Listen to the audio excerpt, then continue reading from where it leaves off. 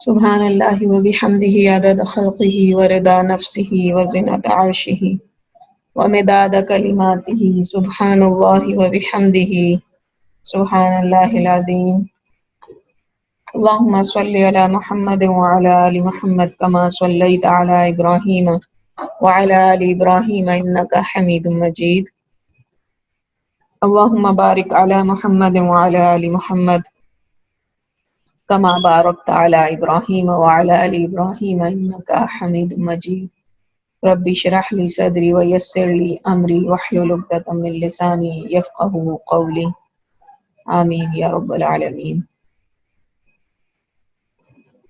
انشاءاللہ تعالی آج ہم عقیدہ میں جو چیپٹر پڑھنے جا رہے ہیں اس کا باب جو ہے وہ خود ایک آیت کو رکھ دیا ہے مؤلف رحمۃ اللہ علیہ نے، یعنی یہ آیت بذات خود ایک عقیدہ کی بحث ہے، تو انہوں نے بجائے اس کے کہ اس چیپٹر کو کوئی نام دیتے انہوں نے اس آیت کو ہی اس کا جو ہے وہ عنوان بنا دیا ہے۔ یہ ہے سورہ اعراف کی آیت نمبر 191 and 192۔ اعوذ باللہ من الشیطان الرجیم ایشرکون ما لا یخلق شیئا، کیا وہ ان کو اللہ کا شریک بناتے ہیں جنہوں نے کچھ تخلیق نہیں کیا، وہم یخلقون، اور حال یہ ہے کہ خود تخلیق کیے گئے، لا یستطیعون لہم نصرا، اور وہ اس قابل بھی نہیں کہ کسی کی کوئی مدد کر سکتے ہوں، ولا انفسہم ینصرون، اور نہ ہی اپنی مدد کرنے کے قابل۔ پھر سورہ فاطر کی آیت نمبر 13 14 بھی چونکہ اس کے مفہوم کو اور کمپلیٹ کرتی ہے تو وہ بھی مؤلف رحمۃ اللہ علیہ نے اسی کے ساتھ شامل کی۔ والذین تدعون من دونہ، اور اللہ کے علاوہ جن کو بھی تم پکارتے ہو مدد کے لیے، ما یملکون من قطمیر، وہ ایک کھجور کی گٹھلی کی جھلی کے برابر بھی کسی شے کے مالک نہیں۔ ان تدعوہم لا یسمعوا دعاءکم ولو سمعوا ما استجابوا لکم، اور اگر تم ان کو پکارو بھی تو وہ تمہاری دعاؤں کو سن نہیں سکتے، اور اگر سن بھی لیں تو ان کا جواب نہیں دے سکتے۔ وَيَوْمَ الْقِيَامَةِ يَكْفُرُونَ بِشِرْكِكُمْ، اور پھر قیامت والے دن جب انہیں یہ بات پتہ چلے گی کہ ان سے مانگا جاتا تھا تو پھر وہ کیا کریں گے؟ وَيَوْمَ الْقِيَامَةِ يَكْفُرُونَ بِشِرْكِكُمْ، کہ قیامت کے دن وہ تم سے برات کا اظہار کر دیں گے، یعنی تمہارے شرک کا جو تم اللہ کے ساتھ ہمیں شریک کیا کرتے تھے۔ وَلَا يُنَبِّئُكَ مِثْلُ خبیر، اور سوائے خبیر یعنی اللہ سبحانہ تعالیٰ ہی کے کوئی تمہیں کچھ نہیں بتا سکتا، صرف وہی تم پر واضح مثالیں بیان کر سکتا ہے۔ الحمدللہ عقیدہ کے اس چیپٹر تک پہنچنے سے پہلے ہم بہت اچھے طریقے سے یہ بات سمجھ کے جا چکے ہیں کہ توحید کیا ہے اور شرک کیا ہے، اور کون سے ایسے اعمال ہو سکتے ہیں جو شرک میں شامل ہو سکتے ہیں اور جو توحید کی نفی کرنے والے ہو سکتے ہیں۔ اور یہ بھی بات ہم اچھی طریقے سے سمجھ کے جا چکے ہیں کہ پناہ لینا یا مدد مانگنا اللہ کے سوا کسی اور سے وہ بھی شرک ہی کے اعمال میں سے۔ تو الحمدللہ ہم کوشش کر رہے ہیں کہ اپنی زندگی میں ان چیزوں کو ان عقیدوں کو ہر اچھے طریقے سے بہترین طریقے سے اپنی زندگی میں اس کو قابل عمل بنائیں، اپنے عمل کے اندر لے کر آئیں، صرف سننے والے نہ ہوں، صرف پڑھنے والے نہ ہوں۔ تو الحمدللہ کافی حد تک ہم اپنے حالات کو سمجھتے ہوئے یہ دیکھ لیتے ہیں، اپنے حالات کو دیکھتے ہیں اور سمجھ لیتے ہیں کہ کون سی بات عقیدہ توحید سے ٹکراتی ہے اور ہمیں اس سے بچنا چاہیے۔ لیکن کبھی کبھی ایسا بھی ہوتا ہے کہ جب ہم کسی دوسرے کو کنونس کرنے کی کوشش کر رہے ہوتے ہیں، کسی دوسرے کو بتانے کی کوشش کر رہے ہوتے ہیں، تو ہمارے پاس کوئی دلیل جو ہے اس بات کو واضح کرنے کے لیے نہیں مل پاتی ہمیں، اور خاص طور پہ کوئی عقلی دلیل.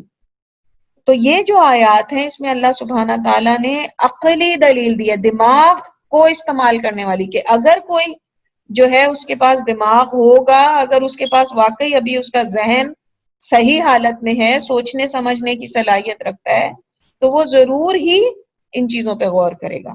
اب تک جتنے دلائل تھے وہ ایک مسلمان کے لیے تھے اللہ کی آیات سے، اللہ کے کلام سے. کیوں؟ کیونکہ وہ اس کلام کو سچ مانتا ہے، وہ اللہ کو اپنا معبود مانتا ہے اور اللہ کے کلام کو سچ مانتا ہے.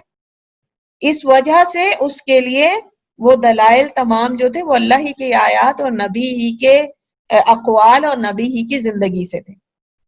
اب جو یہ دو آیتیں ہیں، یہ دو آیتیں ایک مسلمان کے لیے ہتھیار ہیں دلیل کے طور پہ، کہ اگر انہیں کسی ایسے مسلمان کو کہ جس کا عقیدہ خراب ہو چکا ہے اس کو عقل سے دلیل دینی ہو، یا کسی نان مسلم کو عقل سے دلیل دینی ہو، اور اللہ سبحانہ تعالیٰ نے یہ جو عقلی دلیل رکھی ہے، یہ سائنٹیفک دلیلوں کو اگر آج کوئی دیکھے تو اس کو سمجھ آئے گی کہ بے شک سائنس اسلام کے اوپر ڈیپینڈنٹ ہے. سائنس کی بقا، سائنس کا رہنا، سائنس کی زندگی، سائنس کا اعتبار، سائنس کا معتبر ہونا اسلام پہ ڈیپینڈنٹ ہے. اسلام نے وہ راہیں دکھائی ہیں کہ سائنس کو کوئی نقطہ ملے اور جس کے اوپر وہ تحقیق کرے. اور سبحان اللہ، اگر آپ سائنس کو دیکھیں تو جتنی چیزیں آج تک صحیح پروو ہوئی ہیں وہ ہیں جو قرآن نے بتائی، جو اللہ کے رسول صلی اللہ علیہ وآلہ وسلم نے بتائی. آج اگر سائنس نے خود کوئی چیزیں لوگوں کے اوپر واضح کرنے کی کوشش کی ہیں، سیب کے بارے میں بہت مشہور جو ایک وہ ہے، میں لوگوں کو اکثر مثال دیا کرتی ہوں کہ سیب کے بارے میں ہم بچپن سے ہماری مائیں ہمیں ناشتے کے وقت زبردستی کھلایا کرتی تھی، an apple a day keeps the doctor away, کہ اتنا زبردست ہے، آئرن ہوتا ہے اس کے اندر، آئرن جو ہے وہ خون بناتا ہے اور ہیلدی رکھتا ہے، اور خون ہماری زندگی کا مین وہ ہے.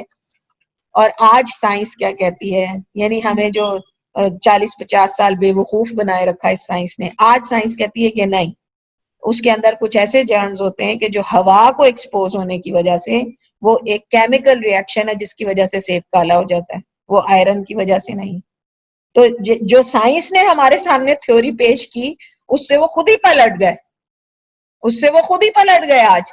لیکن جو چیزیں قرآن نے بتائیں، جو چیزیں بھی قرآن نے بتائی تھی، اس پہ جب سائنس نے تحقیق کی تو آج کوئی ایسی قرآن کی تحقیق نہیں ہے، کوئی ایسا قرآن کا چیلنج نہیں ہے، کوئی ایسی قرآن کی تھیوری نہیں ہے جس کو سائنس نے آج تک غلط ثابت کیا، کوئی بھی نہیں.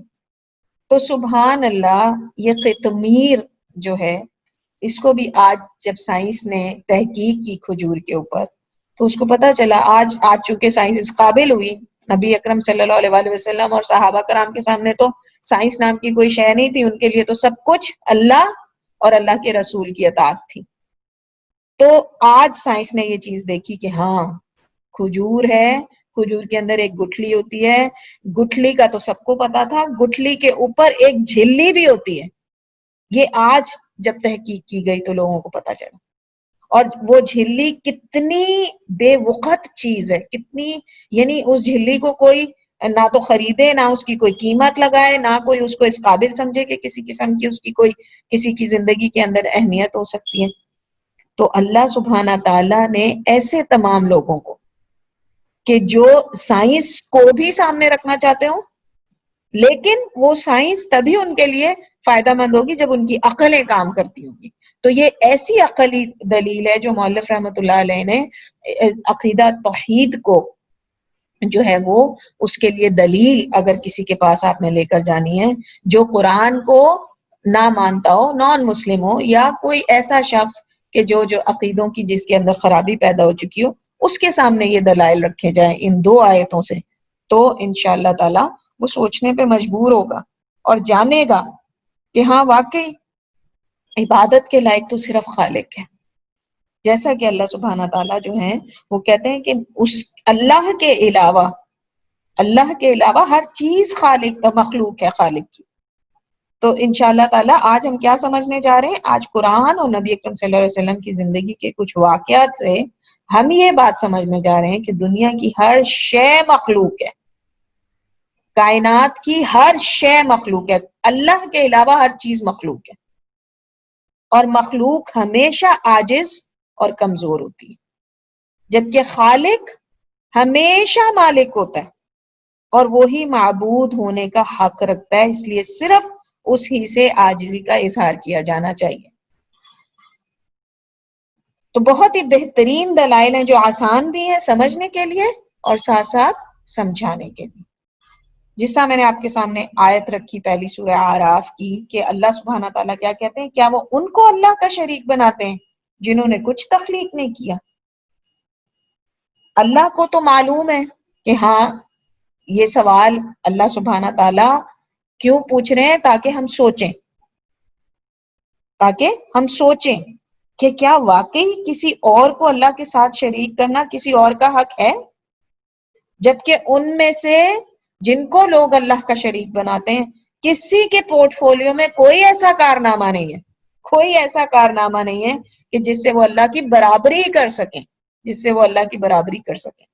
یا جس سے وہ اللہ کے کسی ایک فعل کی بھی برابری کر سکیں، مکمل طور پہ نہ صحیح، وہ کہے اچھا صرف اللہ کے ایک فعل کے اندر ہم اپنے آپ کو شریک بناتے ہیں، یا ہم کسی کو اللہ کے کسی ایک فعل کے ویسا کر دینے کی وجہ سے شریک بناتے ہیں. تو ہم اللہ کے نام الخالق الخلاق خیر الخالقین اس کے اندر یہ اچھی طرح پڑھ کے اور سمجھ کے جا چکے ہیں الحمدللہ کہ تخلیق ہمیشہ جو ہے وہ عدم سے ہوتی ہے، جب کچھ نہیں ہوتا. حضرت آدم کے والدین نہیں تھے، حضرت آدم کے ماں باپ نہیں تھے، جس طرح اللہ سبحانہ تعالیٰ قرآن میں کہتے ہیں کہ تم حضرت عیسیٰ کو اس لیے میرا بیٹا بناتے ہو کہ اس کا یعنی اس کو اتنا اونچا مقام، اتنی عزت اور اتنی تکریم جو تم نے دے دی وہ صرف اس لیے کہ وہ ایک بالکل ایب نارمل کیس ہے تمہاری نظر کے اندر کہ ان کے والد نہیں تھے اور صرف ان کی والدہ تھی اور ان کو اللہ نے پیدا کیا، جبکہ ان سے زیادہ بڑی مثال جو ہے، ان سے زیادہ حیرت ناک مثال تو حضرت آدم کی ہے کہ جن کے نہ والد تھے نہ والدہ تھی، اور اللہ نے ان کو عدم سے پیدا کیا، کچھ نہیں تھا. مٹی سے اللہ سبحانہ تعالیٰ نے، کیچڑ سے اللہ سبحانہ تعالیٰ نے حضرت آدم کو بنا دیا. پہلے ایک مٹی کا پتلا بنایا اور پھر اس کے اندر اللہ سبحانہ تعالیٰ نے جان ڈال دی. تو اللہ سبحانہ تعالیٰ تخلیق کرنے والے صرف اللہ سبحانہ تعالیٰ، کچھ نہیں ہوتا جس سے اللہ سبحانہ تعالیٰ پیدا کرتے ہیں. کچھ موجود ہو اور پھر اس کو دوسری اشیاء کے ساتھ ملا کے کوئی نیا نام دے دینا، یہ تخلیق نہیں ہے. مثال کے طور پہ انسان کہتا ہے ہم نے خچر بنایا، ہم نے خچر کی تخلیق انسان نے کی ہے. انسان کیسے یہ بات کہہ سکتا ہے؟ کیا ہم نہیں جانتے کہ گدھے اور گھوڑے کو رب العالمین نے تخلیق کیا؟ اگر گدھا اور گھوڑا نہ ہوتے اور انسان کو اللہ سبحانہ تعالیٰ نے اپنے اذن سے اس کے ذہن میں یہ بات نہ ڈالی ہوتی کہ ان کی کمبائن بریڈنگ سے جو ہے ایک نئی جانور جو ہے وہ تخلیق پا سکتا ہے، تو کیسے انسان اس کو بنا سکتا تھا، یا کیسے وہ اس خچر کی نسل کے جانور کو حاصل کر سکتا تھا؟ تو پتہ یہ چلا کہ تخلیق صرف اللہ سبحانہ تعالیٰ، اللہ نے تمام نعمتوں کو، اللہ نے تمام چیزوں کو تخلیق کیا ہے. ان نعمتوں کا استعمال کر کے انسان جو بھی نئی چیز دریافت کرتا ہے وہ اس کی دریافت تو ہے لیکن تخلیق نہیں. اور یہ بھی تبھی ممکن ہے جب اللہ چاہے. اللہ چاہیں گے تو انسان کسی چیز کو جو ہے وہ دریافت کر سکے گا. آج کرونا وائرس کی ویکسین دریافت نہیں کر پا رہے. کتنی ہماری میڈیکل سائنسز ترقی کر چکی، کتنی ترقی کر چکی، کیسے کیسے آپریشنز، کیسی کیسی سرجریز، دماغ کے ایسے کمپلیکیٹڈ آپریشنز جس میں نیورون سسٹم ہے پورا، نیورولوجی کے ماہر جو ہیں وہ دنیا کے سب سے زیادہ ذہین لوگ سمجھے جاتے. کیسی کیسی زبردست یعنی چیزیں ایکسپلور کر چکا ہے انسان، اور ایک وائرس کی وہ میڈیسن نہیں بنا پا رہا، اس کا توڑ نہیں بنا پا رہا. کیوں؟ کیونکہ اللہ کا اذن نہیں ہے. جب اللہ چاہے گا تو اس کو یہ عقل دے دے گا اللہ سبحانہ تعالیٰ، اور اس دن وہ دوا ایجاد ہو جائے گی. تب تک اللہ سبحانہ تعالیٰ کی مرضی، کیونکہ خالق تو وہ ہے. تم جانو تو یہ ایک ٹیسٹ ہے انسان کی اس خوش فہمی کے لیے جو سمجھتا تھا کہ یہ میڈیکل سائنس کی ترقی میری تخلیق ہے، میں نے کچھ کیا ہے. تو اللہ سبحانہ تعالیٰ اس کا ٹیسٹ لے رہے ہیں کہ اچھا پھر اگر تم کر سکتے ہو تو نکال لاؤ نا اس ویکسین کو آج ہی. تو بہرحال پھر اسی طرح جو مائیں کہتی ہیں کہ تم میرے پیٹ سے پیدا ہوئے، تمہیں میں نے جو ہے وہ پیدا کیا ہے، تو یہ کہنا بالکل درست نہیں ہے. کیوں؟ اللہ سبحانہ تعالیٰ نے بے شک اس ماں کو کیریئر بنایا، ایک ذریعہ بنایا، لیکن پیدا تو اللہ نے کیا. اللہ نہ چاہے تو کیسے کوئی بچہ اس دنیا کے اندر آ سکتا ہے؟ اور اگر انسان کے ہاتھ میں یہ بات ہو تو پھر کیسے کوئی خواتین ہیں جو اولاد کی نعمت سے محروم رہ سکتی ہیں؟ تو تخلیق اللہ سبحانہ تعالیٰ کرتے ہیں. اور کس طرح کرتے ہیں؟ جب کچھ نہیں ہوتا اس سے پیدا کرتے ہیں. کیا اللہ نے عرش کو کچھ نہیں تھا تو پیدا کیا کہ نہیں کیا؟ کیا اللہ سبحانہ تعالیٰ نے اس کائنات کو، یہ پلانٹس، یہ زمین کی ساری چیزیں جب کچھ نہیں تھی تو اس سے پیدا کیا یا نہیں کیا؟ یہ ہے تخلیق. کوئی انسان آج اس چیز کا دعویٰ نہیں کر سکتا کہ وہ کسی چیز کو تخلیق کر سکتا ہے، وہ دریافت ضرور کر سکتا ہے. تو پھر اللہ سبحانہ تعالیٰ اسی آیت کے آگے اگلے حصے میں کہتے ہیں اور حال یہ کہ خود وہ پیدا کیے گئے. کون؟ جن کو تم جو ہو میرے علاوہ شریک بناتے ہو، میرا شریک بناتے ہو. تو اب اللہ سبحانہ تعالیٰ ایک چیلنج دے رہے ہیں، اور حال یہ ہے کہ وہ خود پیدا کیے گئے ہیں. تو اللہ سبحانہ تعالیٰ کیا چیلنج دے رہے ہیں کہ اچھا کوئی ایسا ہے جو کہے کہ میرا دعویٰ غلط ہے، آئے اور بتائے. اللہ تعالیٰ فرما رہے کہ کوئی ایسی شے ہے جو میں نے نہ تخلیق کی اور کسی اور نے کی ہو، یہاں تک کہ وہ جن کو تم میرا شریک بناتے ہو ان کو بھی میں نے ہی تخلیق کیا. ہاں کسی کو کسی پر فضیلت دی ہے، انبیاء اور رسل کو عام انسانوں کے اوپر فضیلت ضرور دی ہے، تو اس کا یہ مطلب نہیں کہ اسے بھی تم میرا شریک بنا دو. حضرت عزیر کو اللہ کا بیٹا بنا دیا، حضرت عیسیٰ کو اللہ کا بیٹا بنا دیا، نبی اکرم صلی اللہ علیہ وسلم کو نوری مخلوق بنا دیا. نوری مخلوق جو ہمیشہ سے زندہ ہے، ہمیشہ زندہ رہے گی. پھر اللہ سبحانہ تعالیٰ کہتے ہیں کہ نہ تو وہ کسی کی کوئی مدد کر سکتے ہیں اور نہ ہی کبھی اپنی مدد کے خود قابل ہیں، کبھی اپنی مدد خود نہیں کر سکتے. کچھ لوگ ایسے ہیں جو اللہ کے رسول صلی اللہ علیہ وسلم کی تعظیم اور تکریم میں انہیں اللہ سے بھی بلند درجہ دے دیتے ہیں کہ اللہ کو بھی نہیں پتا تھا کہ نبی اکرم صلی اللہ علیہ وسلم جو ہے وہ یہ اور فلانا ڈھمکانا، نعوذ باللہ. اور پھر یہ کہتے ہیں کہ جو نبی جن کو رحمت للعالمین بنا کے بھیجا گیا ہے، کیا وہ ہمیں قبر میں اکیلا چھوڑ دیں گے؟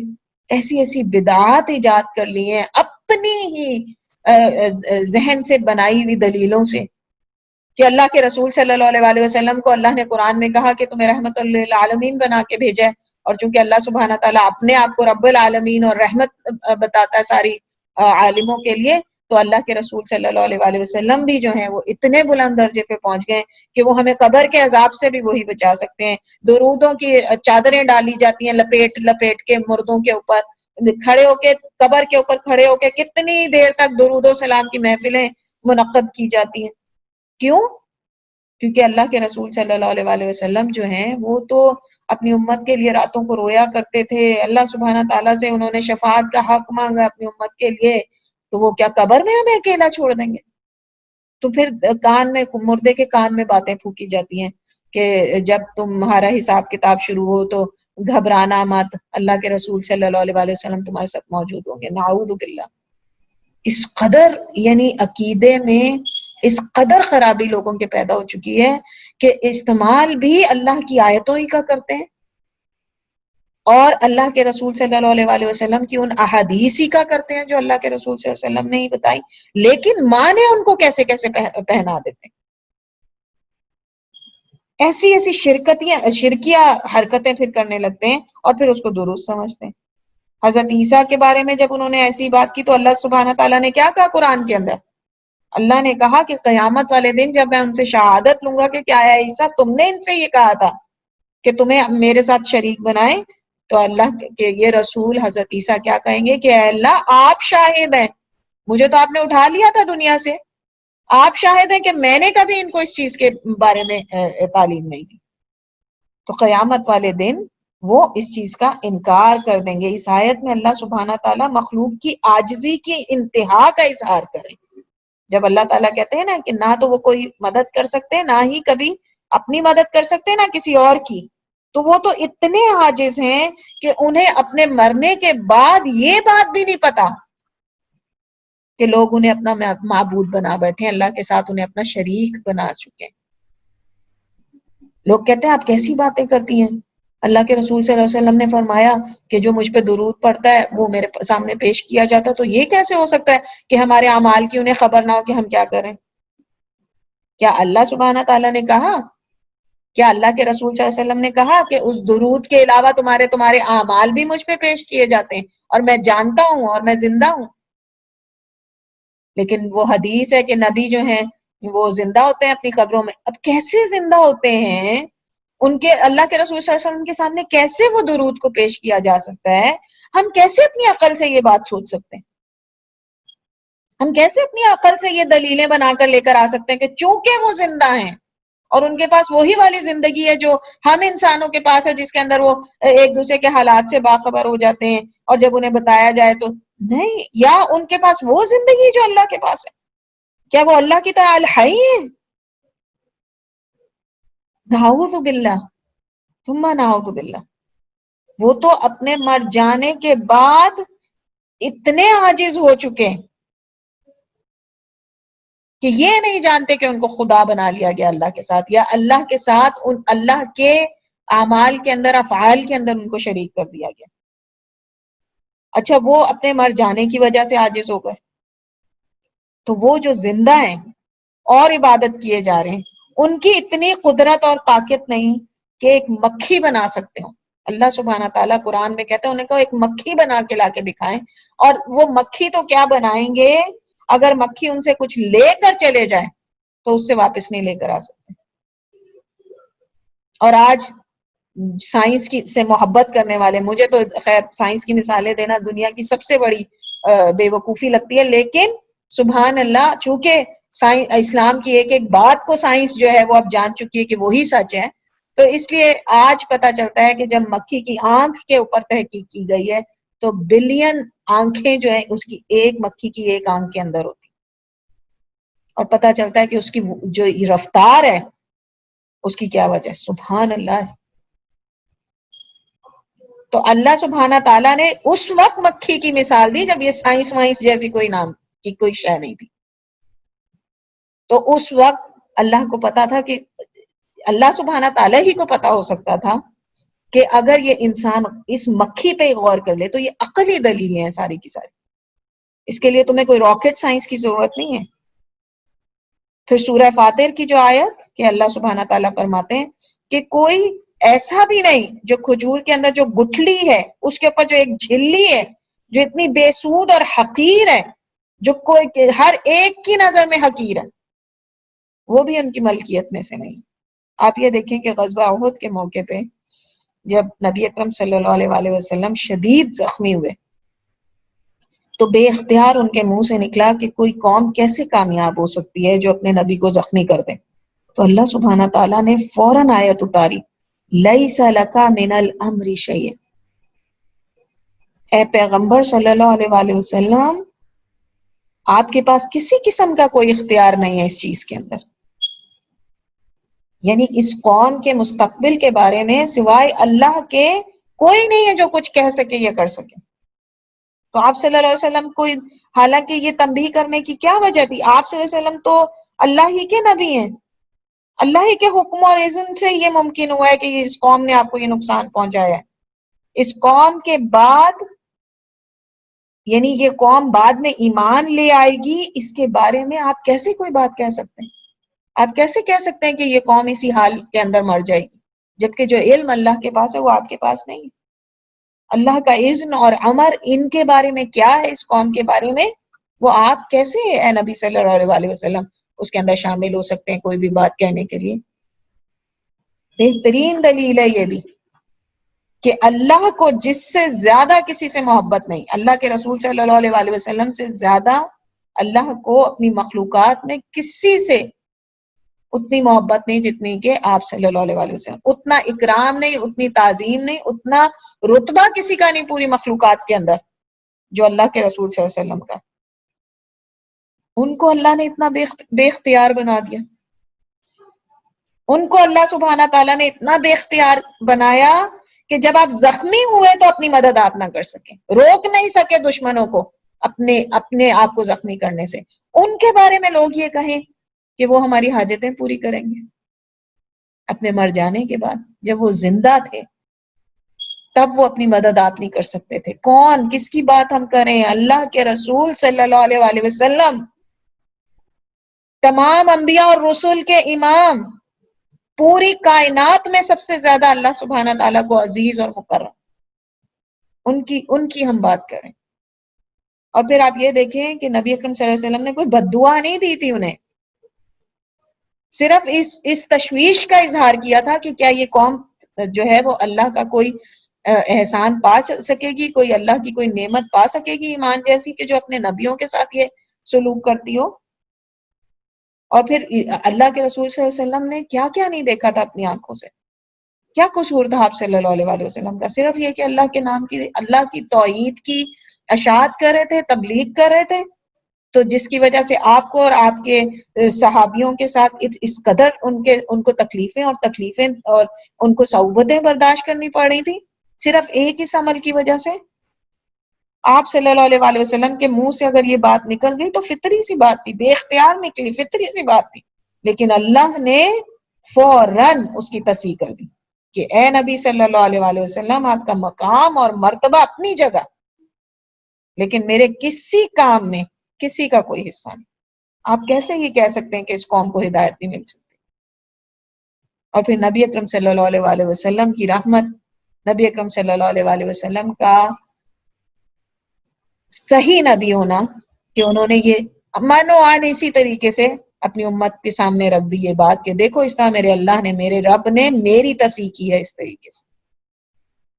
پھر اسی موقع پہ جب یہ غزوہ احد میں یہ واقعہ پیش آیا تھا اور اللہ کے رسول صلی اللہ علیہ وسلم کی اللہ تعالیٰ نے اصلاح فرمائی تھی، اسی موقع پہ اللہ سبحانہ تعالیٰ نے آل عمران میں آگے یہ بات کہی تھی کہ اگر یہ مشرکین اللہ سے معافی مانگیں گے تو اللہ کی مرضی کہ انہیں معاف کر دے یا انہیں عذاب دے، یعنی اللہ تعالیٰ چاہیں گے تو اللہ کے اذن سے، حکم سے یہ بعد میں ہدایت لائیں گے، اور معافی مانگے تو اللہ سبحانہ تعالیٰ انہیں معاف کر دیں گے۔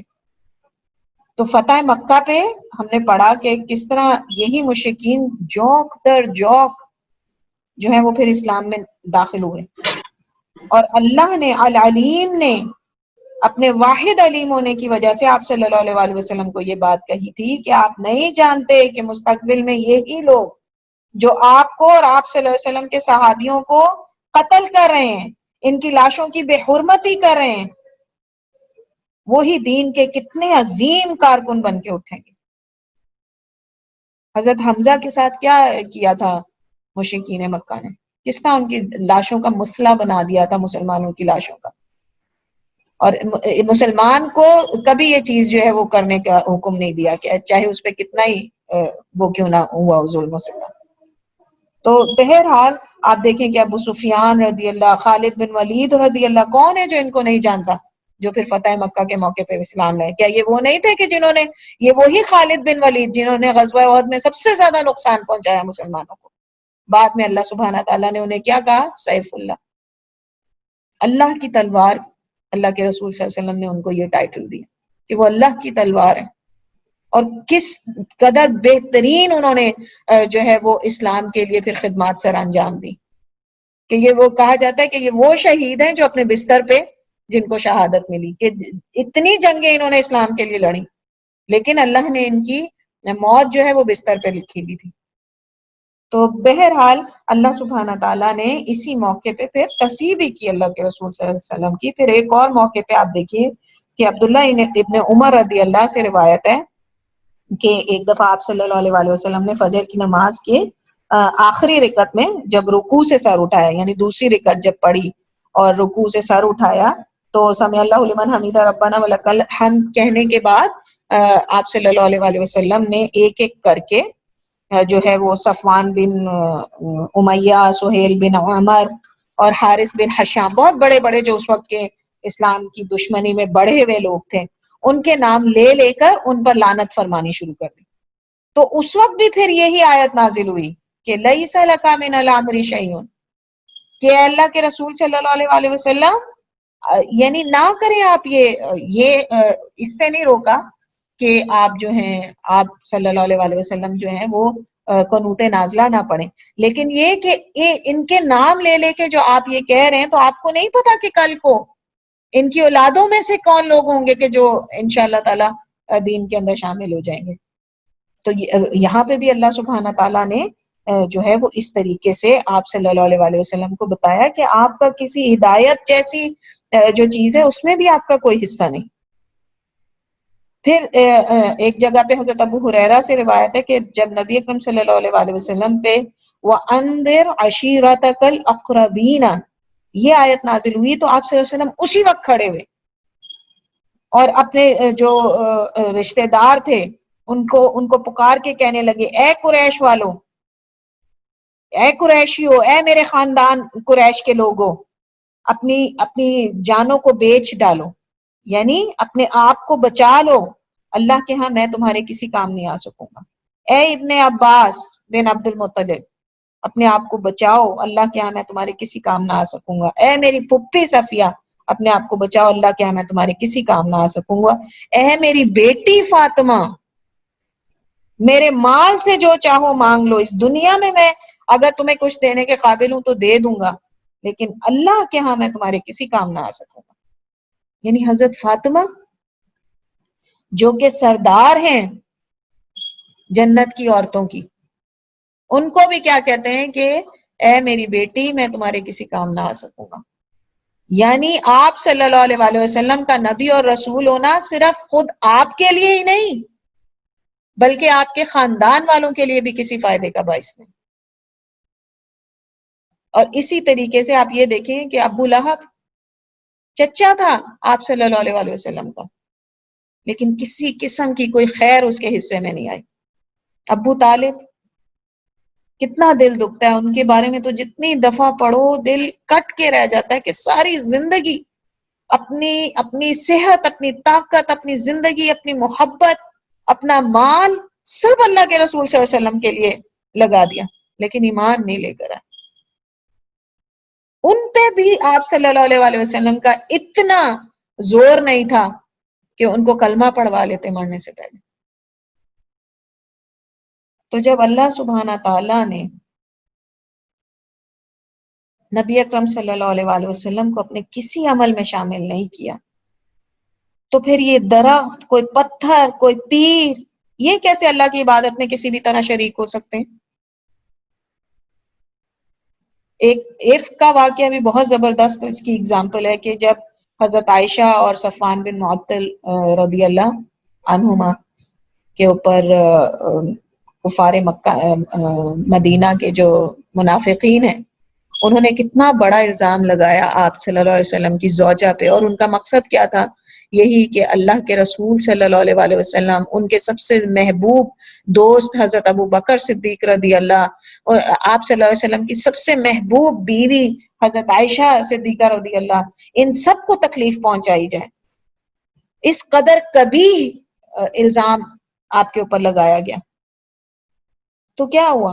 حضرت عائشہ کہتی ہیں کہ اپنا ان کا بیان کیا ہوا تفسیر کی کتابوں میں واقعہ، وہ کہتی ہیں کہ ایک مہینہ گزر گیا مجھے اس بات کا پتہ ہی نہیں چلا، لیکن ایک دن جو ہے وہ میرے ساتھ مستح جو ہیں رضی اللہ ان کی والدہ تھی، تو ٹھوکر لگی تو انہوں نے یعنی بد دعا کی مستح کے لیے، تو حضرت عائشہ نے کہا تم کیسی ماں ہو کہ اپنے بیٹے کے لیے بد دعا کرتی ہو؟ تو انہوں نے بتایا کہ دیکھو مدینہ میں یہ باتیں تمہارے بارے میں چل رہی ہیں اور ان میں میرا بیٹا بھی شامل ہے۔ تب ان کو پتا چلا اور قضاء حاجت کے لیے جا رہی تھیں اور وہیں سے لوٹ گئیں نہیں قضاء حاجت کے لیے، واپس آئی اور رو رو کے یعنی ان کا برا حال ہو گیا، بیمار پڑ گئی ہیں، نبی اکرم صلی اللہ علیہ وسلم سے اجازت لی اور جو ہے اپنے والدین کے ہاں چلی گئی.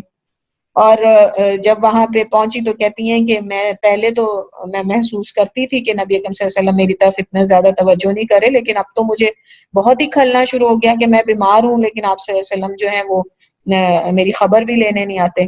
پھر ایک دن جب کافی عرصہ گزر گیا تو آپ صلی اللہ علیہ وسلم آئے اور حضرت عائشہ سے کہنے لگی کہ عائشہ اگر کوئی ایسی بات ہے تو تم مجھ سے کہہ دو، سچ بات مجھ سے بیان کر دو. تو حضرت عائشہ نے کہا کہ اگر میں کوئی بات اپنے حق میں کہوں گی بھی تو آپ اور میرے ماں باپ نے تو مجھ پہ یقین کرنا نہیں، اس لیے بہتر ہے کہ میں خاموش رہوں. تو انہوں نے کوئی جواب اس کے اوپر نہیں دیا اور کہنے لگی کہ میرا اللہ ہی ہے جو میرے لیے اب کوئی گواہی دے. یعنی دوسرے الفاظ میں آپ کو پورا خلاصہ اس کا بیان کروں تو اللہ سبحانہ تعالی نے جو آیات ہیں وہ حضرت عائشہ کی برات کے لیے نازل فرما دی. 11 آیات 10 آیات ہیں جو اللہ سبحانہ تعالیٰ نے حضرت عائشہ کی برات کے لیے نازل فرمائی. تو کہتی ہیں کہ میں نے تو یہ کبھی سوچا بھی نہیں تھا کہ اللہ سبحانہ تعالیٰ میرے حق میں قرآن کی آیتیں ہی نازل فرما دیں گے. تو جیسے یہ اللہ کے رسول صلی اللہ علیہ وسلم پہ آیات نازل ہوئی، اللہ کے رسول صلی اللہ علیہ وسلم نے کہا عائشہ مبارک کو اللہ نے تمہاری برات کے لیے آیات نازل فرمائی ہیں. تو آپ کے والدین جو ہیں حضرت ابو بکر اور ام رومان، انہوں نے حضرت عائشہ سے کہا اٹھو اور اللہ کے رسول صلی اللہ علیہ وسلم کا شکریہ ادا کرو. تو کیا بہترین توحید کی تعلیم تھی جو حضرت عائشہ کو ملی تھی. یہ ہے وہ پورا خلاصہ اس بات کا جو میں آپ کو بیان کرنا چاہ رہی ہوں. وہ حضرت عائشہ نے کہا میں ان کا شکریہ کیوں ادا کروں، میں اپنے رب کی شکر گزار ہوں کہ جس نے میرے لیے یہ برات نازل کی. یعنی انہوں نے کہا کہ میں اللہ کے رسول صلی اللہ علیہ وسلم کی کیسے شکر گزار ہو سکتی ہوں کہ ان کی عاجزی کا حال تو یہ تھا کہ وہ اپنی بیوی کی برات کا اظہار نہیں کر سکتے تھے جبکہ وہ جانتے تھے کہ وہ معصوم ہے. اللہ ہی نے جب کیا تو میری برات کا اظہار کیا اور جو ہے اللہ ہی کے پاس صرف اس چیز کا اختیار تھا. تو اللہ سبحانہ تعالی نے نبی اکرم صلی اللہ علیہ وسلم، ہم اپنی جانیں قربان کر سکتے ہیں ان کے لیے، لیکن نبی اکرم صلی اللہ علیہ وسلم کو ہم اللہ کا رتبہ نہیں دے سکتے، نہ ہی اللہ کے برابر کسی عمل میں بھی ان کو شریک کر سکتے ہیں. سبحان اللہ. تو اس سے جو فوائد ہمیں پتہ چلے ان آیات اور ان احادیث کی روشنی میں، سب سے پہلے تو یہ کہ مشرکین کی جہالت، جو بھی اللہ کے ساتھ کسی کو شریک کرتا ہے اس اور جس بھی وجہ سے شریک کرتا ہے، ان کی جہالت ہے یہ کہ وہ جانتے نہیں ہیں کہ عقلی طور پہ ارد گرد ان کے کیسی کیسی نشانیاں پھیلی ہوئی ہیں کہ اللہ نے اپنے کسی کام میں کسی کو بھی شامل نہیں کیا. اور پھر یہ آیات اور یہ اس سے ہم نے عقلی دلائل حاصل کیے اس بات پر کہ اللہ کے سوا سب عاجز ہیں اور جو عاجز ہوں وہ معبود نہیں ہو سکتے. جو عاجز ہوں وہ کبھی بھی معبود نہیں ہو سکتے، اور اللہ کے سوا کوئی ہے ہی نہیں جو کسی کے آگے عاجز نہ ہو. اللہ ہی ہے جو کسی کے آگے عاجز نہیں ہے. اللہ ہی ہے جس کو کوئی عاجز نہیں کر سکتے. وَلَمْ يَكُنْ لَهُ كُفُوًا أَحَدٌ. پھر لوگ کہتے ہیں کہ اچھا وہ احادیث جس میں اللہ کے رسول صلی اللہ علیہ وسلم نے اپنی شفاعت کی خوشخبری دی ہے، یعنی ہمیں کوئی شک نہیں ہے اللہ کے رسول کی شفاعت کے بارے میں.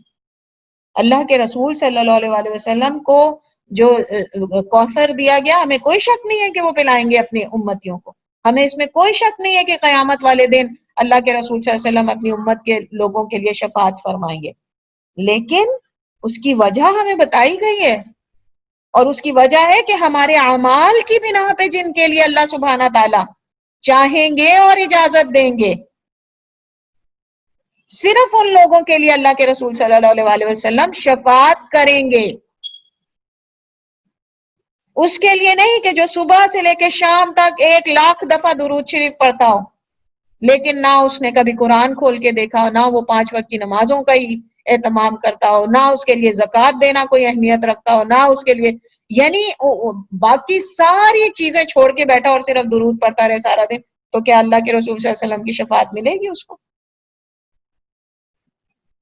ہمارے اعمال پہلی چیز ہوں گے، جن کو پرکھ کے اور اس کا موازنہ کرنے کے بعد پھر کہا جاتا ہے، کچھ علماء کرام یہ کہتے ہیں کہ جن کا میزان برابر ہو جائے گا اور اللہ سبحانہ تعالیٰ ان کے اندر جو ہے اللہ سبحانہ تعالیٰ ان کی نیتوں کو دیکھتے ہوئے پھر اس کے بعد اللہ سبحانہ تعالیٰ نبی اکرم صلی اللہ علیہ وآلہ وسلم کو یہ حق دیں گے کہ ان لوگوں کے لیے ان لوگوں کے لیے اگر آپ چاہیں تو شفاعت فرما سکتے ہیں۔ اور پھر ظاہر ہے کہ کیسے ممکن ہے کہ ہم اللہ کے رسول سے یہ امید نہ رکھیں کہ ہاں، لیکن کب؟ یعنی آپ کے ملک کی بہترین یونیورسٹی ہے، پوری دنیا سے لوگ آ کے اس کے اندر ایڈمیشن لینا چاہتے ہیں، لیکن فوقیت آپ کو دی جا رہی ہے۔ کیوں؟ کیونکہ آپ وہاں کے رہائشی ہیں، آپ کے جتنے بھی کم نمبر ہوں آپ جائیں اور جا کے وہاں پہ ٹیسٹ دیں، فوقیت آپ ہی کو دی جائے گی ان کے اوپر جو پوری دنیا سے جنہوں نے اپلائی کیا ہوگا۔ لیکن اگر آپ ٹیسٹ فیل کر دیں گے تو پھر یہ کیسے ممکن ہے کہ جو دوسرے لوگ ہیں ان کو نہ فوقیت دی جائے گی؟ تو اسلام کی جو آرگنائزیشن ہے، جو اسلام کا ادارہ ہے، جو اسلام کی کمیونٹی ہے، اس کے لیے ہم سب ایلیجیبل ہو گئے مسلمان ہو کے۔ اب اپنے اعمال سے ہم نے یہ چیز پروف کرنی ہے کہ ہاں ہم ان لوگوں میں بھی آ جائیں کہ جن کی شفاعت اللہ سبحانہ تعالیٰ کے نبی صلی اللہ علیہ وسلم کریں۔ اور اول تو اللہ سبحانہ تعالیٰ کی رضا ہمیں مل جائے اپنے اعمال کے ذریعے۔ اللہ کے رسول صلی اللہ علیہ وسلم کی شفاعت تو ایک ایکسٹرا اللہ سبحانہ تعالیٰ نے فیور رکھا ہے ان امتیوں کے لیے کہ جو اپنے اعمال کی وجہ سے جو ہے وہ کسی قابل نہ ہو سکیں گے کہ جنت میں جائیں یا جہنم میں جائیں۔ تو پہلے ہم اس قابل تو بن جائیں۔ چلو ٹھیک ہے، ہم سب مانتے ہیں بڑے گناہ گار ہیں، دن رات گناہ کرتے ہیں، اور اس میں کوئی شک نہیں ہے کہ ہم واقعی ہمارے ایمانوں کا تو وہ لیول ہے ہی نہیں جو کہ کہا جائے کہ اللہ کے رسول صلی اللہ علیہ وسلم کے زمانے میں جو سب سے کم ایمان والا مسلمان تھا، شاید اس لیول کا بھی ایمان نہیں ہے ہمارا، تو اتنے ہم گناہ گار ہیں بے شک۔ تو لیکن کم از کم اگر اللہ کے رسول کی شفاعت پہ بھی ہمیں بھروسہ ہے تھوڑا بہت، تو ان لوگوں میں تو بنے کہ جن کے لیے اللہ تعالیٰ کہیں گے کہ ہاں اگر اے میرے نبی، اے میرے رسول تم چاہتے ہو تو ان کی شفاعت کر دو۔ ان میں بھی اگر نہ شامل ہو سکا انسان تو کیسے امید رکھ سکتا ہے وہ؟ تو اول چیز ہمارے اعمال ہی ہیں، پھر اللہ کا احسان ہے کہ وہ ہمیں ان میں شامل کر دے۔ جس طرح ایک وہ بہت مشہور و معروف واقعہ اس آدمی کا کہ جو ایک پہاڑی پہ رہتا تھا، وہاں پہ ایک پانی کا آبشار تھی اور ایک انار کا جو ہے وہ درخت تھا بس۔ اور اس انار کے کہتے ہیں بنی اسرائیل کا شخص تھا وہ ایک، اور اس انار کو وہ کھاتا تھا اور اللہ کے حکم سے اس پہ سارا وقت انار رہا کرتے تھے جو اس کی غذا کا تقویت کا سبب بنتے تھے، اور اس آبشار سے وہ پانی پیتا تھا اور غسل کرتا تھا اور وضو کیا کرتا تھا۔ تو 500 سال اس نے اللہ کی عبادت میں لگائے، اور جب وہ مرا اور اللہ کے یہاں پیش کیا گیا تو اللہ سبحانہ تعالیٰ نے کہا کہ آج تجھے جنت میں تو چلا جائے گا، کیا تجھے جنت میں ڈال دیا جائے گا آج جنت میں؟ تو وہ کہے گا ہاں مجھے پورا بھروسہ اس بات پہ کہ میں نے 500 سال ہے میرے رب تیری عبادت کی لگ کے۔ تو اللہ سبحانہ تعالیٰ فرمائیں گے کہ اچھا اس کو جہنم میں ڈال دو۔ پوچھے گا کیوں؟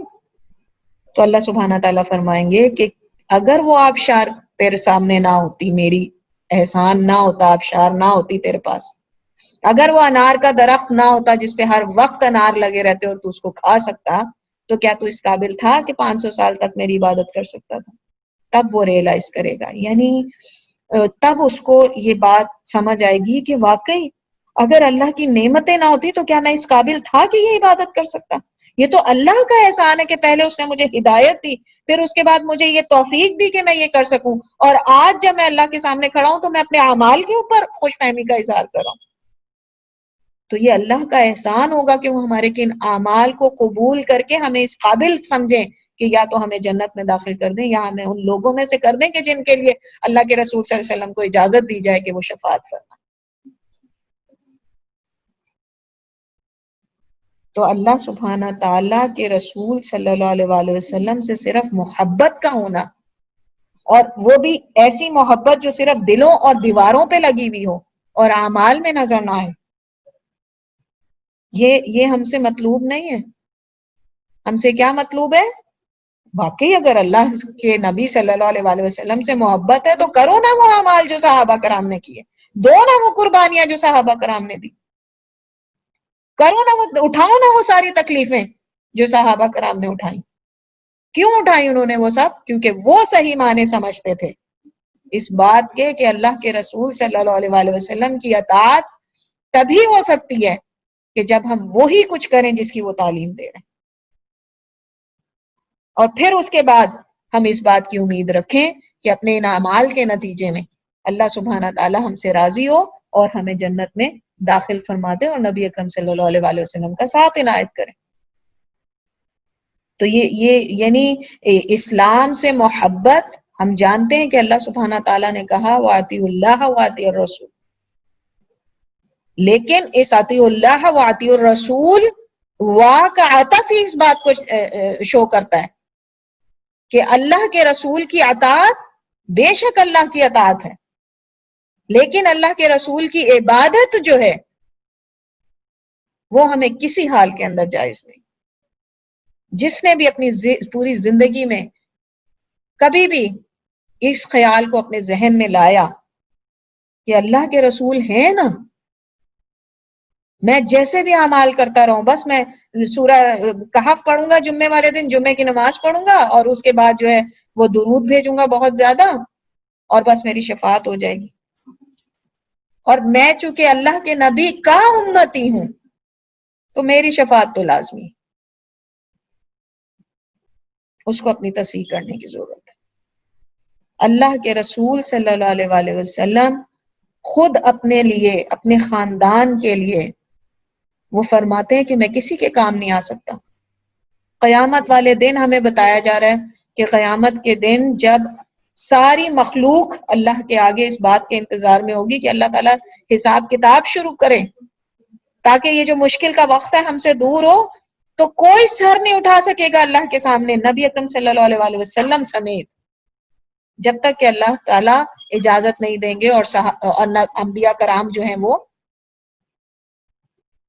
ان کو اس چیز کا یعنی وہ نہیں دیا جائے گی، اجازت نہیں دی جائے گی کہ ان کی امتیں ان کے پاس جائیں اور ان سے جا کے ریکویسٹ کریں، اور آخر میں پھر سب کے سب اللہ کے رسول کی طرف بھیج دیں گے کہ ان سے کہو تو اللہ سبحانہ تعالیٰ سے وہ جا کے سفارش کریں تو قیامت کا دن شروع ہو۔ اتنا بڑا عظیم رتبہ اللہ کے رسول صلی اللہ علیہ وسلم کا، لیکن اللہ تعالیٰ ان کے لیے کیا کہتے ہیں؟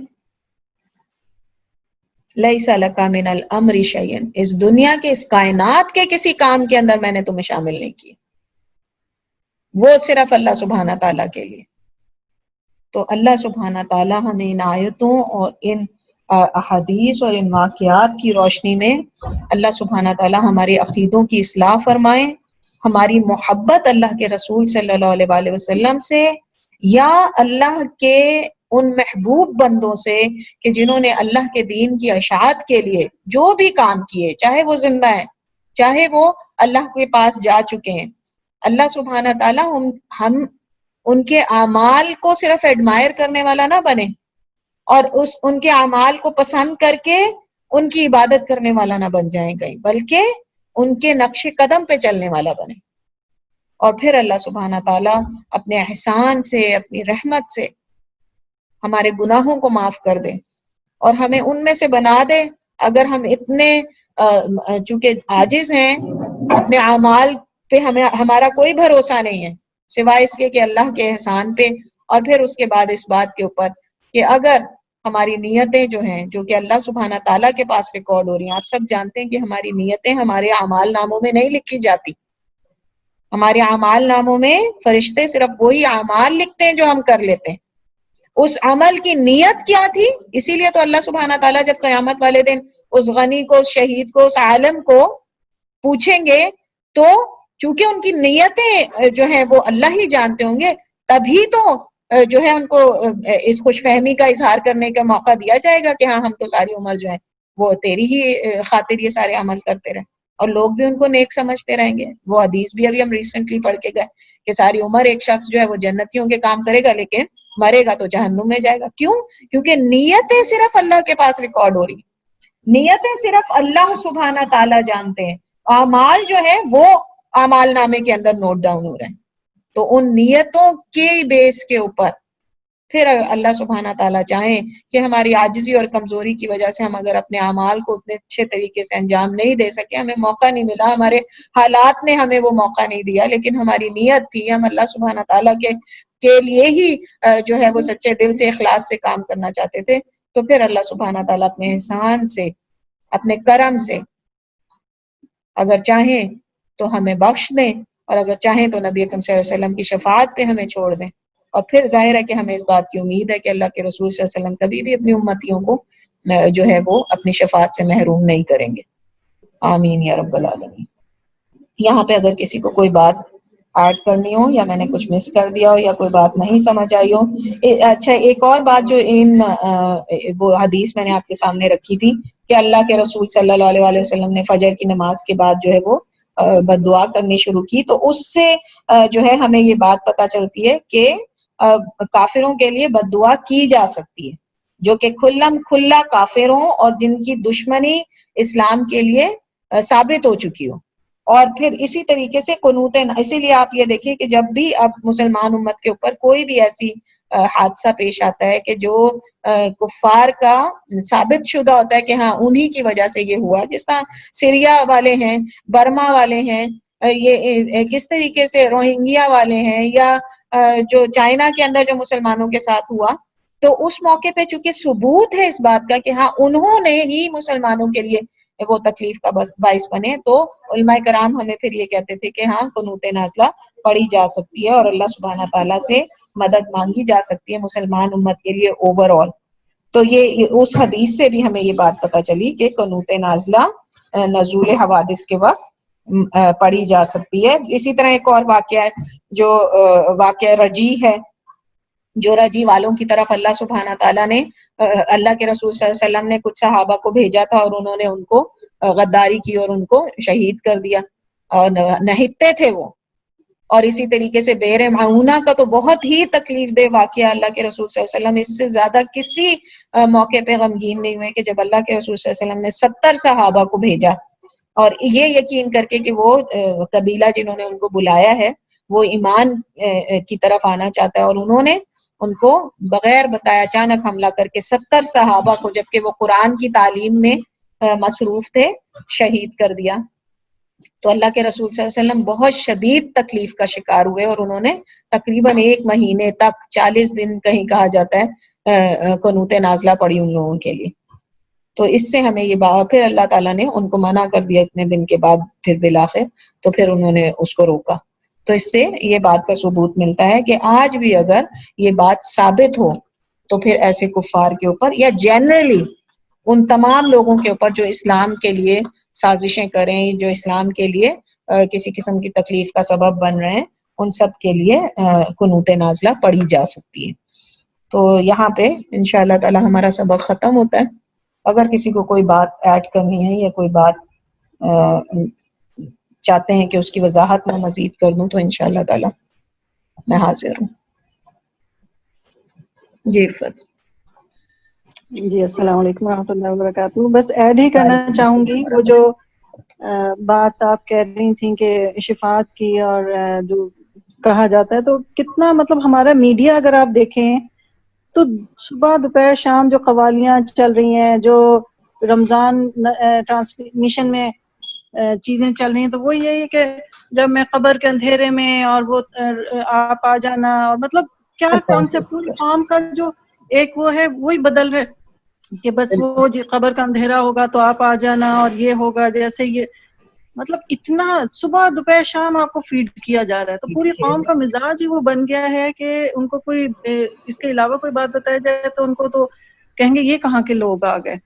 مطلب پسند ہی نہیں کرتے وہ ہم لوگوں کو، اس وجہ سے بات ہی نہیں سننا چاہتے وہ اس وجہ سے ہماری. بالکل صحیح کہا آپ نے، بالکل صحیح طرف نشاندہی کی کہ آج کل تو بہت زیادہ شدت کے ساتھ لوگوں کو اس بات پہ ابھارا جا رہا ہے تم زنا بھی کرو تو فکر نہ کرو، تم گناہ گاروں والے کام کرتے رہو تو فکر نہ کرو، تم اپنے منہ سے جیسے بھی کلمات ادا کرتے رہو تم فکر نہ کرو، اللہ کے رسول صلی اللہ علیہ وسلم کی شفاعت پہ بھروسہ کر کے بیٹھ جاؤ، تمہارے اعمال جیسے بھی ہوں. اللہ کے رسول زندگی دیکھ لیں، انہوں نے وہ نبی تھے، وہ چاہتے تو کوئی ایک عمل بھی نہ کرتے. لیکن سبحان اللہ واقعی بہت تکلیف ہوتی ہے عفت، بہت زیادہ تکلیف ہوتی ہے جب ایسے حالات دیکھو، اور پھر اپنی اس کی بھی سمجھ آتی ہے کہ واقعی لوگ کہتے ہیں کہ آج شاید تبلیغ کی ضرورت نہیں ہے، آج سب سے زیادہ ضرورت ہے کہ ایک ایک مسلمان اپنی جو ہے وہ اس کو ادا کرے. اس ایک ایک مسلمان کو چاہیے کہ اس کو دو ایک لوگ بھی ملیں تو ان کی اصلاح کرے عقیدے کی. تو اللہ سبحانہ تعالیٰ ہم میں ان میں سے بنائے، اور اللہ سبحانہ تعالیٰ آپ کو جزائے خیر دے. آپ نے اتنی اس کی طرف توجہ دلائی کہ واقعی میڈیا آج کل چونکہ سب سے اہم ٹول ہے اور بہت زیادہ انفلوئنس کرتا ہے ہمارے ذہنوں کو، تو ہمیں بہت اور دوسرا کانشیس اس کے جو ٹائمنگز ہیں، اس کے جو ٹائمنگز ہیں، سحری کا ٹائم اور افطار کا ٹائم، جو کہ دعاؤں کا ٹائم ہے. سحری کا ٹائم آپ کا حاجات تہجد والا ٹائم ہے، دعا قبول ہونا. افطاری کا ٹائم آپ کے دعا قبول ہونے کا ٹائم ہے. اسی ٹائم کو وہ ہٹ کر رہے ہیں، اور اس میں وہ مطلب میں تو کہتی ہوں کہ اس ٹائم پہ تو لازمی آپ ٹی وی بند رکھیں. بالکل سے. اچھا سبحان اللہ عفت، اس کے ساتھ ساتھ نا ایک اور فتنہ کھانے کے بھی، جو کھانے کے پہلے کیا کریں گے، پورا شو رکھیں گے جس کے اندر کھانا وانا سکھائیں گے، آج یہ بنا لیں افطاری میں، یہ ڈش بنا لیں، اور اس کے بعد جو ہے وہ یہ شو رکھ دیں گے. تو اب عورتیں کیا کریں گی، وہ افطاری کے وقت جائیں گی، اور پہلے تو سحور بہت زبردست اس کا بننا چاہیے، اور پھر اس کے بعد جو ہے افطاری جو ہے. تو دونوں ہی کام، یعنی دونوں ہی کام ایسے کہ عورتوں کو تو دین سے ویسے ہی آپ دیکھیں کتنی دور ہیں عورتیں. اور اب تو خیر مردوں کا بھی سبحان اللہ وہی لیول ہو چکا ہے، لیکن پہلے ہم دیکھتے تھے کہ مردوں میں کچھ نہ کچھ تھا. اب عورتیں ایک تو اپنے اس کی وجہ سے خود جاہل ہیں، اور اوپر سے نہ خود اپنی تربیت کرنی ہے، نہ اولاد کی تربیت کرنی ہے، اور پھر ٹی وی سے میڈیا سے جو کچھ سیکھنا ہے، چونکہ عورت کا انفلوئنس عورت اپنے بچوں پہ تو بہت زیادہ ہوتا ہے، تو جو کچھ میڈیا سے سیکھا آگے اولاد کی تربیت وہی قسم کی ہو رہی ہے. اور گھر کا باپ اور سربراہ ہے، اس کو تو ویسے ہی علم نہیں ہے، اس کا تو صرف ایک ہی کام ہے، گدھے کی طرح صبح سے لے کے شام بس کمانے کی فکر میں لگا رہے، تو اسے تو پتہ ہی نہیں کہ گھر میں کیا ڈیزاسٹر ہو رہا ہے. اللہ سبحانہ تعالیٰ ہی ہمارے حالوں کو دیں کہ ہم دوسروں کی بھی اصلاح کرنے والے بنے. اگر اپنی اصلاح کی طرف ہماری توجہ اللہ نے کروا ہی دی ہے تو ہم ان میں سے بنے کہ جو دوسروں کو بھی انشاءاللہ تعالیٰ ان کے بھی عقیدے درست کرنے والے بنے. جزاک اللہ خیرا کثیرا. السلام علیکم باجی. وعلیکم السلام ورحمۃ اللہ وبرکاتہ. ایکچوئل آپ کو ہم لوگ حقیقت کا یہ بات ہے، ہم لوگ پہلے بچپن میں ہم لوگ اللہ رسول کر کے بات کر کے اللہ کے ساتھ جوڑتے تھے، بٹ ہمارے دل میں تو اللہ کو تو اللہ ایک ہی ہے، رسول کی اس کے بعد ہمیں رکھتے، بٹ یہ عقیدے میں جمتا کیا؟ بچپن میں کرتے تھے نا، بس جو ہو گیا سو ہو گیا، الحمدللہ اب تو نہیں کرتے. اب نہیں کرتے باجی، بٹ آپ کو چند لوگ ہمارے فیملی میں ایسا بولتے اللہ رسول دیکھتے ہی ہیں، گھر کو اللہ کے ساتھ جوڑتے ہی نام نا. نہیں بالکل نہیں، اس لیے کہ ابھی انشاءاللہ عقیدہ ہی کا ایک چیپٹر ہم پڑھیں گے کہ جس کے اندر ایک صحابی آئے اور انہوں نے آ کے کہا کہ جو اللہ چاہے اور آپ چاہیں، اللہ چاہے اور آپ چاہیں، تو اللہ سبحانہ تعالیٰ کے نبی صلی اللہ علیہ وآلہ وسلم نے ان کو روکا اس بات کے اوپر کہ ایسے نہ کہو کہ یہ غلط ہے کہ اللہ کے ساتھ نہیں. وہ پورا ایک چیپٹر میں آپ کو انشاءاللہ تعالیٰ جب آئے گا تو ہم پوری ڈیٹیل میں پڑھیں گے. لیکن اگر کوئی یہ کہے نا کہ اللہ اور رسول، اللہ اور رسول، تو یہ غلط ہے. رسول اور بیچ میں اور رسول کر کے بول دیتے نا. نہیں نہیں نہیں، اللہ چاہے اور پھر اس کے بعد اگر اللہ کے تو اللہ کے بعد، لیکن اس اللہ کے کے لیے بعد لیکن یہ کہ اللہ کے رسول تو آپ چاہ نہیں سکتے نا. ہاں ہاں ہاں ہاں، تو اب صحیح تو بات ہے. کسی چاہت میں یا کسی چیز کے اندر ان کو شامل ہی نہیں کیا جا سکتا. اب ہماری ڈیوٹی صرف دو ہیں اللہ کے رسول کی طرف، ان کی لائی ہوئی تعلیمات پہ عمل کرنا، ان کے مشن کو آگے بڑھانا، دوسرا ان پہ زیادہ سے زیادہ درود و سلام بھیجنا. اب صرف ہم یہ دو کام کر سکتے ہیں نبی اکرم صلی اللہ علیہ وسلم کے جانے کے بعد.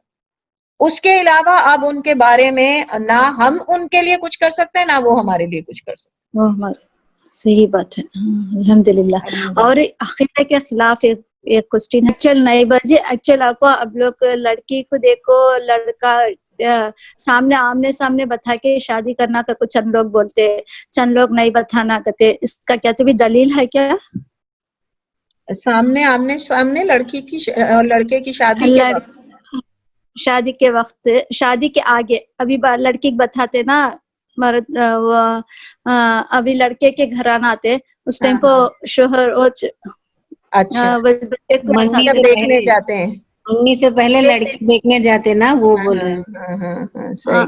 اس ٹائم کو ہم نے آمنے سامنے بتا سکتے کیا بات چیت کرانے رکھ کہ سکتے کیا اللہ کے رسول صلی اللہ علیہ وسلم کی زندگی سے یہ بات پتہ چلتی ہے کہ ایک صحابی نے آ کے بتایا کہ میں شادی کرنے جا رہا ہوں. تو اللہ کے رسول صلی اللہ علیہ وسلم نے پوچھا کہ کیا اس خاتون سے تمہارا تعارف ہے, یعنی تم نے مل لیا ان سے, ان کو جان لیا ہے؟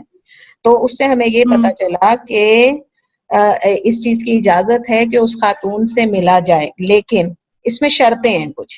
پہلی شرط یہ ہے کہ آپ نے فیصلہ کر لیا کہ اب اسی عورت سے شادی کرنی.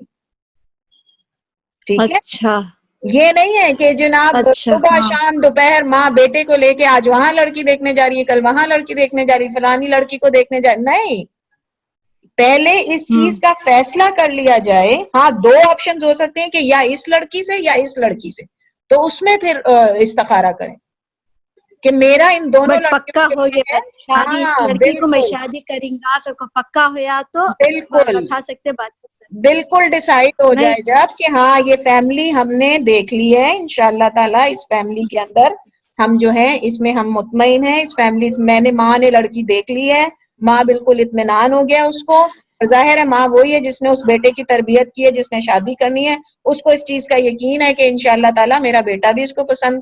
اب اس کے بعد اگر لڑکا لڑکی تھوڑی دیر کے لیے ساتھ بیٹھتے ہیں اور اپنے وکیلوں کی موجودگی میں, یہ نہیں کہ اکیلا انہیں بٹھا دیا جائے, ٹھیک ہے, اپنے وکیل سے مراد والد ہو, کوئی ایک آدھا بزرگ ہو ساتھ, اور پھر اس کے بعد وہ ایک دوسرے سے کوئی بات چیت کرنا چاہیں اور اس میں منہ بھی کھلا ہو تو بھی اس میں کوئی حرج نہیں ہے.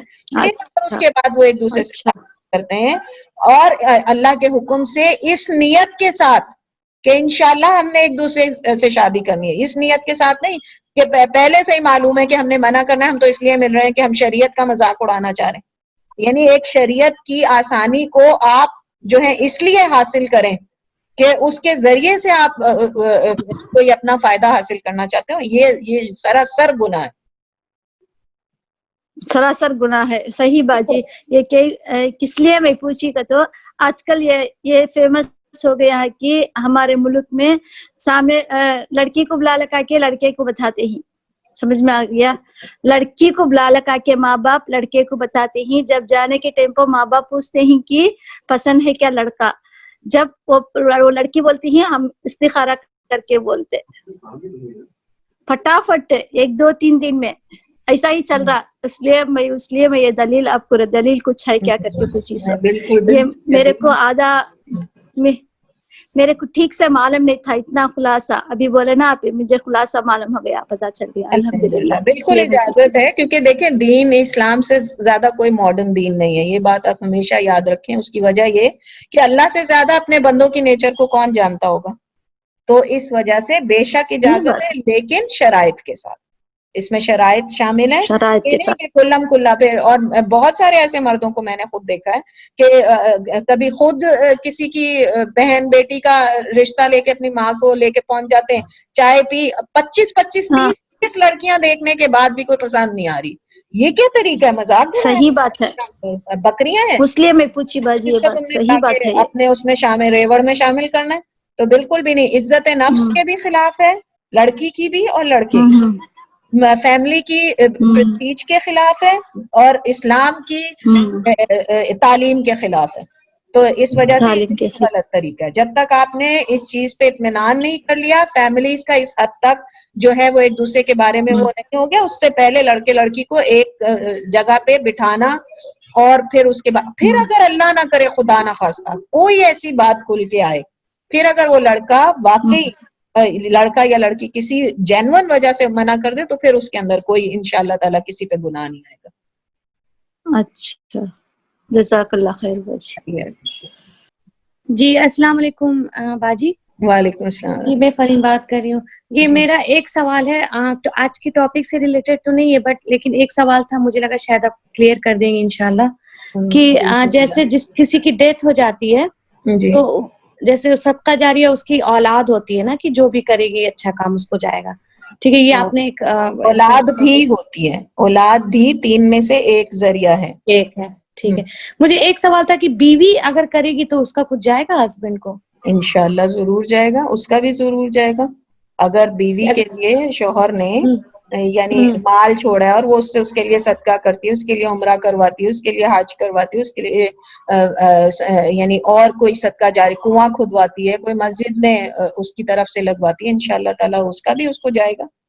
اچھا، ہسبینڈ کے مال سے کرواتی ہے؟ نہیں، ہسبینڈ سے مال سے نہیں، میرے کہنے کا مطلب ہے کہ اگر اس کی حیثیت ہے اتنی تو بیسیکلی تو اس کا ظاہر ہے اپنے شوہر سے ہی ملا ہوگا، لیکن اگر وہ اپنے ماں باپ کی طرف سے بھی اس کو اتنی وراثت ملی اور وہ مالدار ہے، وہ کرتی ہے، تو ضرور انشاءاللہ تعالیٰ. آپ صرف شوہر ہی کی بات نہ کریں، دنیا میں آپ کسی کی طرف سے بھی اگر انشاءاللہ تعالیٰ صدقہ یا صدقہ جاریہ کے کام کریں گے تو انشاءاللہ تعالیٰ ان کو اس کا ثواب ملے گا. ٹھیک. اور اگر وہ عبادت کرتی ہے، جیسے قرآن پڑھتی ہے، اس کا جائے گا؟ دیکھیں، عبادتوں کے بارے میں، قرآن پڑھنا، نمازوں کا ثواب بھیجنا، اس کے بارے میں بہت زیادہ اختلاف پایا جاتا ہے. بہت سارے علماء کا جو خیال ہے اور جو راجح ترین خیال ہے وہ یہ کہ ان چیزوں کے لیے اب ان کا فائدہ نہیں ہے، اس لیے کہ اللہ کے رسول صلی اللہ علیہ وسلم نے خود بتا دیا نا کہ 3 چیزیں ہیں کہ جس کا ثواب ملتا ہے. ایک جو صدقہ جاریہ کا اس نے کام کیا، دوسرا جو اس نے علم حاصل کیا اور لوگوں کو پہنچایا، اور تیسرا وہ اولاد جو اس کے لیے صدقہ جاری ہے.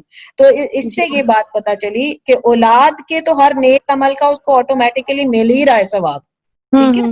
اس کے علاوہ وہ پھر نمازیں پڑھیں، قرآن پڑھیں، روزہ رکھیں تو وہ شریک ہیں اس کے اندر، لیکن اس کے علاوہ کوئی نفلیں پڑھ کے اپنے ماں باپ کے لیے بھیجنا چاہتا ہو تو اس چیز کے بارے میں علماء کرام میں بہت اختلاف پایا جاتا ہے، لیکن راجح قول یہی ہے کہ یہ نہ کیا جائے تو زیادہ بہتر ہے. اچھا، یعنی بیوی اگر قرآن پڑھے گی تو اس کا نہیں جائے گا؟